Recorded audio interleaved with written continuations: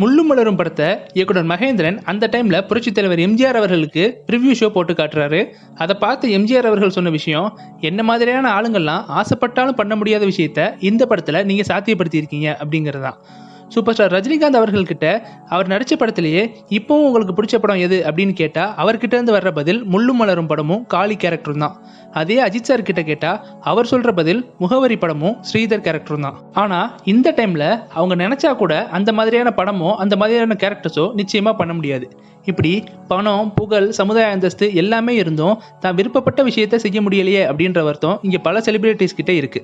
அதுக்கு காரணம் அவங்க போய் சிக்கிக்கிட்ட பிராண்ட் அல்லது இமேஜ் அப்படின்ற விஷயம்தான். ஹாலிவுட்ல டிகாப்ரியோ, பாலிவுட்ல அமிதாப் பச்சன் எல்லாம் எவ்வளோ உயரத்துக்கு போனாலும் தங்களால் விருப்பப்பட்ட கேரக்டர் பண்ண முடியறப்போ தமிழ் சினிமாவில் மட்டும் ஏன் முடியாது அப்படின்னு நாம யோசிக்கணும். அப்படி யோசிச்சா அதுக்கு கிடைக்கிற பதில் எதையாவது செஞ்சு இருக்கிறதையும் ஸ்பாயில் பண்ணிக்க கூடாது அப்படின்ற எண்ணமும் ப்ரொடியூசர்ஸ் உட்பட அவங்கள சுற்றி இருக்கிற பலரும் சொல்ற அட்வைஸும் தான். அதனால தான் கபாலி, காலா அப்படின்னு தன்னோட ரூட்டை சின்னதாக மாத்தின ரஜினி சார் அது ஆடியன்ஸ் கிட்ட பெருசாக ரீச் ஆகலை அப்படின்னதும் பேட்டை, தர்பார், அண்ணாத்துன்னு தன்னோட வழக்கமான ரூட்டை மாத்திட்டாரு. அஜித் சார் தான் மங்காத்தா படத்துல இருந்தே தைரியமா salt and pepper hair style எல்லாம் நடிக்கிறாரு அப்படின்னு நீங்க கேட்கலாம். நிச்சயமா லுக் வைஸா அது ஒரு துணிச்சலான முயற்சி தான். ஆனா அவர் ஆக்ஷன் படங்களை தாண்டி வேற ஜானர்ல நடிக்கல அப்படின்றது இங்க குறிப்பிடப்பட வேண்டிய விஷயம். அவர் நடிச்ச துணிச்சலான நேர்கொண்ட பார்வை படத்துல கூட அந்த படத்துல ஒரிஜினலான பிங்க் படத்துல இல்லாத மாஸ் சண்டை காட்சிகள் இடம்பெற்றிருக்கும். முன்னையே சொன்ன மாதிரி அவரோட ஃபேவரட் கதாபாத்திரம் உள்ள முகவரி படம் ஆக்ஷன் படம் கிடையாது.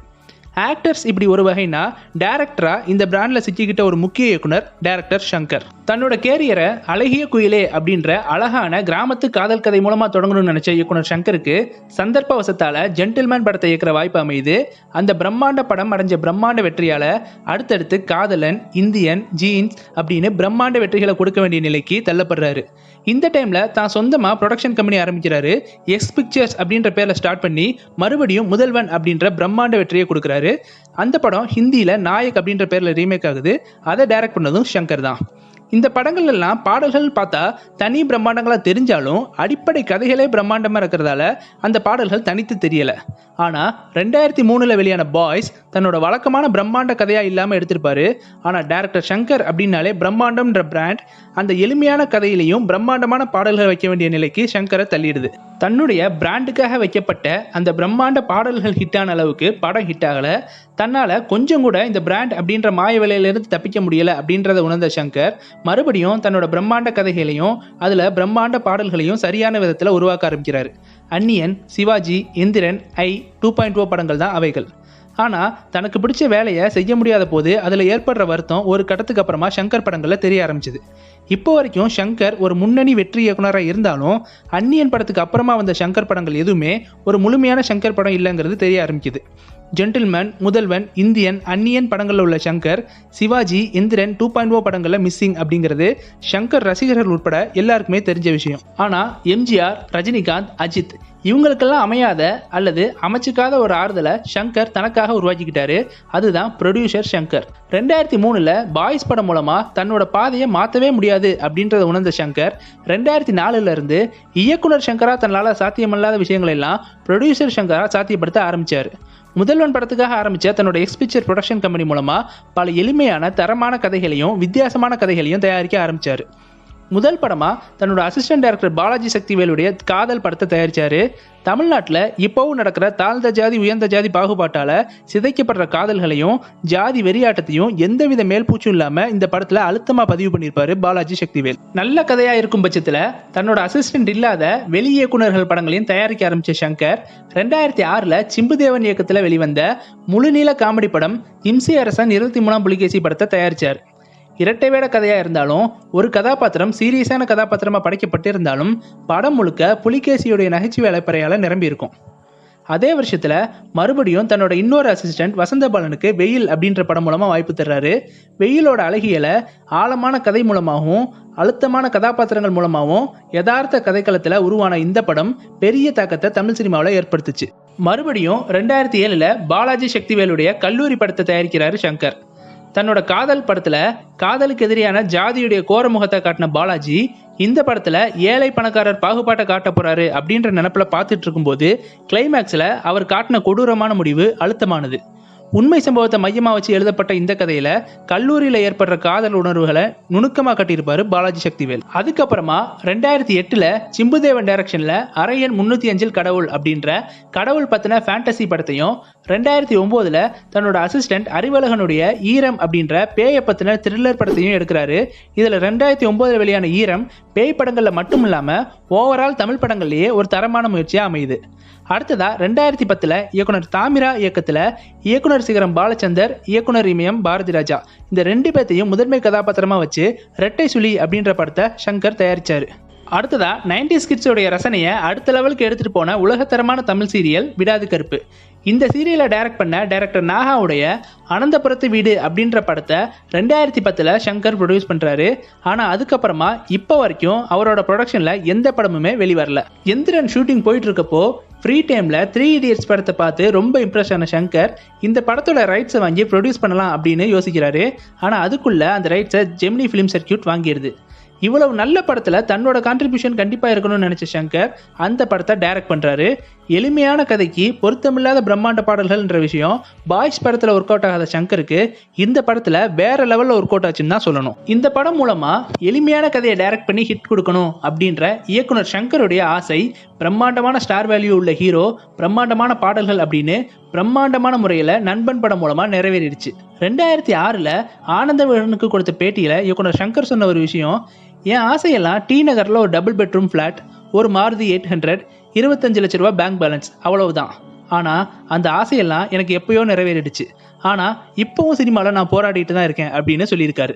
இப்படி பொருளாதார தேவைகளுடைய ஆசைகள் நிறைவேறிட்டாலும் இப்பவும் தான் நினைச்ச மாதிரியான படம் எடுக்க முடியல அப்படின்ற வருத்தம் சங்கர் கிட்ட இருக்கு. இதை ஒருமுறை ரைட்டர் சுஜாதா கிட்ட சொன்ன போதும் கூட அவரும் இதுதான் உங்க ட்ராக், இதுல தான் நீங்க போகணும் அப்படின்னு அன்பு கட்டளையிட்டதா சமீபத்தில் ஒரு பேட்டியில இயக்குனர் சங்கர் சொல்லியிருக்காரு. பிடிக்காத விஷயத்தை செய்யறதை விட கொடுமையான விஷயம் பிடிச்ச விஷயத்த பிடிச்ச மாதிரி செய்ய முடியாம போறதுதான். ஹாலிவுட் டைரக்டர் ஸ்டான்லி குப்ரிக்கெல்லாம் ஒரு பிரம்மாண்ட படத்துக்கு அப்புறமா கொஞ்சமும் தயங்காம ஒரு சிம்பிள் பட்ஜெட் படத்தை கொடுப்பாரு. ரெண்டுமே அடுத்தடுத்து ஹிட் அமையும்.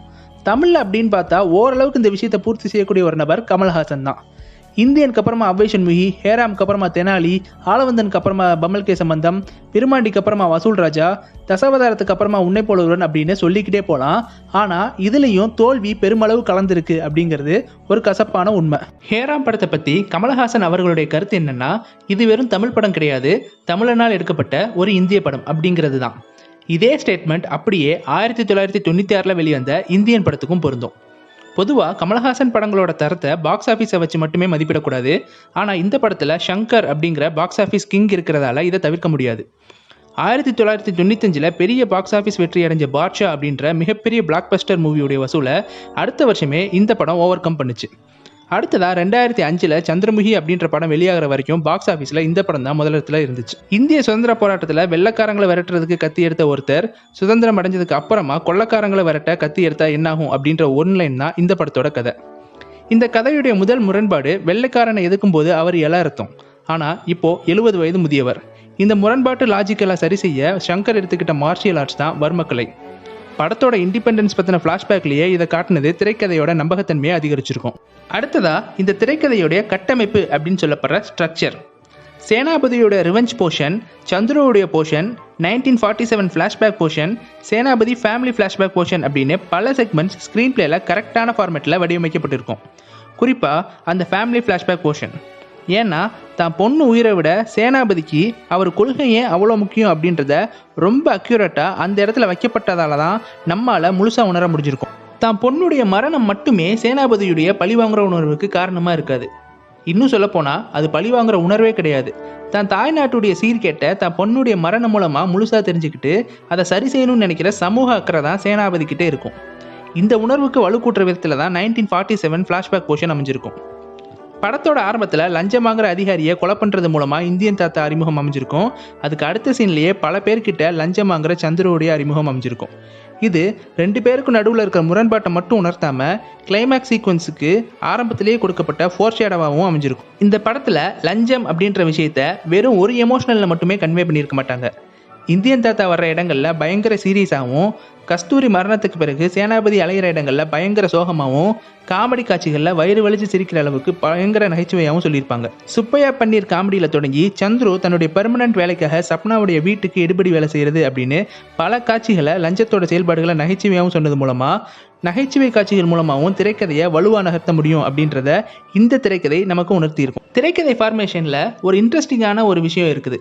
அதாவது ஒரு நெகட்டிவ் கேரக்டரை ஹீரோவா நம்ம காட்டணும்னா அதை விட மோசமான ஒரு நெகட்டிவ் கேரக்டரை வில்லனை அமைக்கிறது மூலமா அதை நம்ம சாத்தியப்படுத்தலாம் அப்படிங்கிறது தான். இந்த விஷயத்த ரிவர்ஸில் இந்த படத்தில் எப்படி யூஸ் பண்ணியிருக்காங்க அப்படிங்கிறத நாம் இப்போ பார்க்கலாம். இந்த படம் ஒருத்தரோட பாயிண்ட் ஆஃப் வியூவில் மட்டுமே நடக்கிற கதை கிடையாது. சேனாபதி பற்றின எல்லா சீன்ஸும் அவரோட பாயிண்ட் ஆஃப் வியூலையும், சந்துருவுடைய சீன்ஸ் எல்லாமே சந்துருவுடைய பாயிண்ட் ஆஃப் வியூலையும் தான் நடக்கும். இந்த சந்துரு பாயிண்ட் ஆஃப் வியூவில் நடக்கிற சீன்ஸ்னால ஆடியன்ஸ் மனசில் ஒரு ரெட்ட மனநிலை உருவாகுது. ஏன்னா தாசில்தார், போலீஸ், டாக்டர் உட்பட பல பேரை இந்தியன் தாத்தா கொல்லும்போது அவங்களோட நெகட்டிவ் ஷேட்ஸ் மட்டும்தான் ஆடியன்ஸுக்கு தெரியும்.